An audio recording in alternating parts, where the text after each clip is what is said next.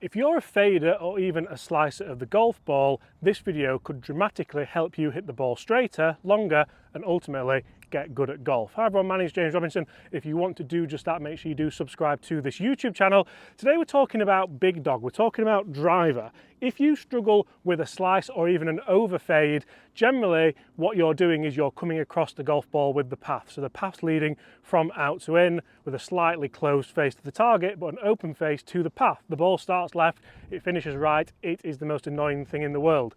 What if I told you a way of setting up to the golf ball to help you battle that and you have to change nothing in your golf swing? Sounds too good to be true, does it? So if you generally set up to a golf ball out the middle of the face, if Bobby wants to come in here, you'll see that I'm set up right in the middle here. The club is nicely centered to that golf ball.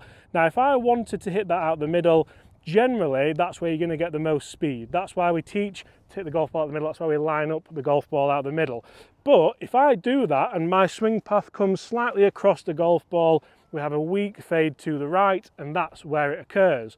What if I was to set up, and hear me out here, with the ball out of the toe? Because generally what happens when you hit the ball out the toe, the club face starts to gear. We've all heard of gear effect, and that puts a little bit of different spin axis on the ball, the spin axis that will battle your slice. So this is a really interesting tip which I've done with quite a few golfers actually as a little bit of a quick fix. So if I set up with the golf ball out of the toe here and I still have that same swing, generally what you're going to see is that ball set off a little bit more central and the spin axis is battling itself because of how you come across the ball. So it sounds quite complicated, but realistically all I want you to do is step a little bit further away from the ball, have that ball more positioned out the toe, and then when you go to hit it, you'll start to see a much straighter ball flight like that one. That ball's even trying to turn over right to left in the air as opposed to coming left to right. That can really help you hit more fairways, hit it a little bit straighter, and all you have to do is hit it a little bit more towards the toe of the club,